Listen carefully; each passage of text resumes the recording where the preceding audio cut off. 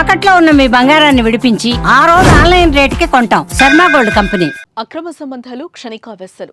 కారణం ఏవైనా భార్యాభర్తల కోపాలకు పసివాళ్లు బలైపోతున్నారు. గత నెల రోజుల క్రితం సంగారెడ్డి జిల్లాలో వివాహేతర సంబంధం కారణంగా ముగ్గురు పిల్లలకు అన్నంలో విషం కలిపి చంపేసిందో తల్లి. మరోవైపు హైదరాబాద్లో క్షణికావేశంలో ఇద్దరు బిడ్డలను కత్తితో దాడి చేసి చంపేసింది మరో తల్లి.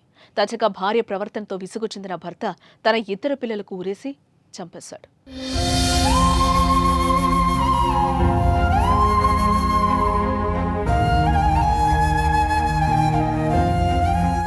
సంగారెడ్డి జిల్లాలోని కొండాపూర్ మండలం మల్కాపూర్ గ్రామంలో సుభాష్ అనే వ్యక్తి భార్యా పిల్లలతో కలిసి మల్కాపూర్లో నివాసముంటున్నాడు. సదాశివపేట మండలం ఆత్మకూరు ప్రైమరీ హెల్త్ సెంటర్లో ల్యాబ్ టెక్నీషియన్గా విధులు నిర్వహిస్తూ కుటుంబాన్ని పోషిస్తున్నాడు. అయితే భార్యాభర్తల మధ్య కొన్నేళ్లుగా విభేదాలు ఉన్నాయి. ఈ కారణంగా పలుమార్లు గొడవలు కూడా జరిగాయి. ఇరువైపుల పెద్దలు వారిని కూర్చోబెట్టి సర్ది చెప్పే ప్రయత్నం చేసినప్పటికీ కూడా విభేదాలు సమసిపోలేదు. ఈ క్రమంలో వారం రోజుల క్రితం భార్య ఇల్లు వదిలి వెళ్లిపోయింది. దీంతో సుభాష్ తీవ్ర మనస్తాపానికి గురయ్యాడు.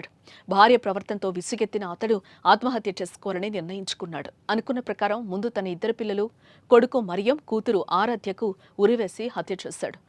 ఆపై అతడు కూడా ఉరివేసుకుని బలవన మరణానికి పాల్పడ్డాడు. ఈ ఘటన ఇప్పుడు రాష్ట్ర వ్యాప్తంగా సంచలనంగా మారింది.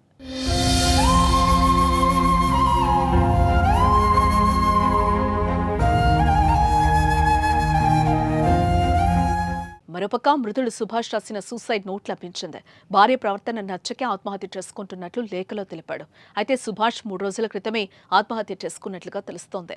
ఇంట్లో నుంచి ఎలాంటి అలికిడి లేకపోవడం, పైగా దుర్వాసన రావటాన్ని గమనించిన చుట్టుపక్కల ప్రజలు పోలీసులకు సమాచారం అందించారు. వెంటనే పోలీసులు అక్కడకు చేరుకుని తలుపులు పగలగొట్టి చూడగా ముగ్గురు కూడా తాడుకు వేలాడుతూ కనిపించారు. ముగ్గురు మృతదేహాలను స్వాధీనం చేసుకుని పోస్టుమార్టం నిమిత్తం ప్రభుత్వ ఆసుపత్రికి తరలించారు. సంఘటనా స్థలంలో వివరాలను సేకరిస్తున్నారు పోలీసులు.